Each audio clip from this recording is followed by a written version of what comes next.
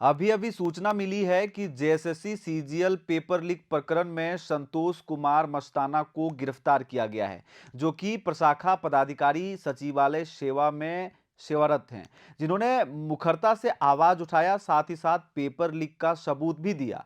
उन्हें सीआईडी ने गिरफ्तार कर लिया है। साथ ही साथ इस केस में जो शिक्षक इस पेपर लीक की लड़ाई को सड़क से लेकर कोर्ट तक लड़ रहे हैं, उन्हें भी सीआईडी द्वारा बार बार नोटिस दिया जा रहा है। हमें ज्ञात हुआ कि सीआईडी इस पेपर लीक केस में सारे तथ्यों और सबूतों को मिटा रही है। साथ ही साथ गवाहों को डरा धमका के उनके बयान को बदला जा रहा है। आखिर ऐसी कौन सी बात है जो सीआईडी सारे तथ्यों को सरकार के इशारे पर तोड़ मरोड़ कर पेश कर रही है और गवाहों के बयान को डरा धमका के सीआईडी द्वारा बदला जा रहा है। कल केस की कोर्ट में सुनवाई है, यानी कि 29 अक्टूबर को, और आज गिरफ्तार करना यह समझ से परे है। शुरुआत में आयोग ने कहा कि सारे सबूत से छेड़छाड़ किया गया है। उसके बाद एफएसएल रिपोर्ट से स्पष्ट हो गया कि किसी भी मोबाइल में किसी प्रकार की कोई छेड़छाड़ नहीं की गई है। छात्रों ने नेपाल में पेपर लीक का कनेक्शन बताया। बाद में सीआईडी ने स्वयं स्वीकार किया कि नेपाल 28 लोग गए थे और उसमें से बहुत सारे छात्र पास भी किए हैं। सबूत के तौर पर दिए गए मोबाइल में मिले अधिकतर प्रश्नों के उत्तर का मिलना भी सही पाया गया, पर अब सीबीआई कोर्ट में इसे महज गैस क्वेश्चन साबित करने पर तुली है। हर तथ्य को शुरू से तोड़ मरोड़ कर पेश किया जा रहा है। शुरुआत से ही इससे स्पष्ट है कि इस पेपर लीक प्रकरण में किंगपिन यानी चोर को बचाकर सरकार भ्रष्टाचार के खिलाफ आवाज उठाने वालों को गिरफ्तार कर उनकी आवाज को दबाना चाहती है। यह बयान हमारा नहीं है, यह बयान है झारखंड के नेता प्रतिपक्ष बाबूलाल मरांडी का। मरांडी ने अपने सोशल मीडिया से दर्ज कराई है और उन्होंने स्पष्ट तौर पर इन तमाम बातों को लिखा है, जिसको मैंने अब से पहले पढ़ करके आपको सुनाया। और हमने इसे इसलिए पढ़कर सुनाया क्योंकि जेएसएससी सीजीएल के कथित पेपर लीक मामले में सीआईडी जांच को लेकर विपक्ष और झारखंड के तमाम वो अभ्यर्थी जो इसके भुक्तभोगी रहे हैं, वो नाराज चल रहे हैं। JSSC CGL paper leak case सच्चाई है या साजिश है? चलिए इस पर एक नजर डालते हैं।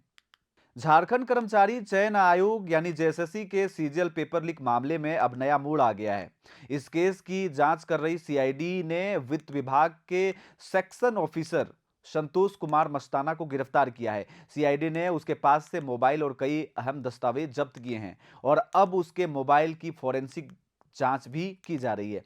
लेकिन सबसे बड़ा खुलासा यह है कि सीआईडी की जांच में यह सामने आया है कि पेपर लीक हुआ ही नहीं था, बल्कि अभ्यर्थियों से पेपर लीक के नाम पर ठगी की गई थी। सीआईडी के मुताबिक कुछ लोगों ने झूठी अफवाह फैलाई कि परीक्षा का पेपर पहले से लीक हो गया है। इस बहाने अभ्यर्थियों से पैसे भी वसूले गए और उन्हें नकली प्रश्न पत्र देकर यह विश्वास दिलाया गया कि यही असली पेपर है। हालांकि इस जांच से अभ्यर्थी संतुष्ट नहीं है। यह सब बातें कौन कर रहा है, कौन कह रहा है? यह सब बातें कई सारे रिपोर्ट के माध्यम से सीआईडी जो है वो कोर्ट में, तो कभी बयानों के जरिए इन सब बातों को कह रही है कि पहले उनसे पैसे लिए गए, गलत प्रश्न पत्र दे दिया गया और ये बताया गया कि यही सही क्वेश्चन है, यही एग्जाम में भिड़ने वाला है। लेकिन इन तमाम चीजों को जो अभ्यर्थी हैं वो झूठ मान रहे हैं।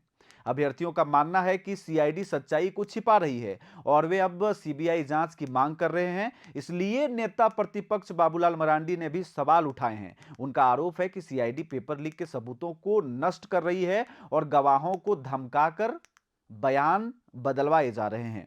अब सवाल उठता है, अगर पेपर लीक हुआ ही नहीं था तो फिर कुछ पुलिस कर्मियों को गिरफ्तार क्यों किया गया था जो पहले इसी केस में पकड़े गए थे? फिर उन लोगों का क्या जिन्होंने पेपर की डील की थी या जिन्हें नेपाल ले जाकर के पेपर रटाने की बात खुद सीआईडी ने पहले मान चुकी है? फिर उस सबूत का क्या जिस पन्ने में हूबहू प्रश्न मैच कर गए थे? फिर उस मोबाइल फोन के सबूत का क्या जिसमें सीआईडी ने खुद माना था कि कोई टेम्पर्ड नहीं है? फिर उन सारे सवालों का क्या जो पेपर डेटा से पहले ही संदिग्ध लोगों के फोन तक पहुंच गया था, यानी कि एग्जाम के एक दिन पूर्व ही सभी के मोबाइल में सर्कुलेट कर रहा था? यह सारे सवाल अब बस सवाल हैं, इसका कोई जवाब किसी के पास नहीं है। आपको याद दिला दें कि सीजीएल परीक्षा 21 और 22 सितंबर 2024 को आयोजित हुई थी और तभी से पेपर लीक के आरोपों ने पूरे राज्य में हंगामा मचा दिया था। अब जब सीआईडी जांच कर रही है कि पेपर लीक हुआ है या नहीं, तो सामने आ रहा है कि पेपर लीक हुआ ही नहीं है और अभ्यर्थी कह रहे हैं कि हुआ था। तो सच्चाई आखिर क्या है? झारखंड में पेपर लीक का खेल खत्म हुआ या इसे दबाया गया? खैर, अब इस मामले में हाईकोर्ट के एक आध सुनवाई पर से अंतिम पायदान तक पहुंचा जा सकता है। कोर्ट के कुछ एक जो निर्धारित तिथि हैं, अगर वो सामने आ जाएं तो यह स्पष्ट हो जाएगा कि क्या कुछ इसमें हुआ है। खैर, ये देखने वाली बात है। पूरे प्रकरण में आपको क्या लगता है? ये जो डेट टू डेट नए अपडेट आ रहे हैं, उससे आप कितना सहमत हैं? मुझे कमेंट करके जरूर बताएं। मेरा नाम है रवि भास्कर और आप देख रहे हैं ओंकार झारखंड। नमस्कार।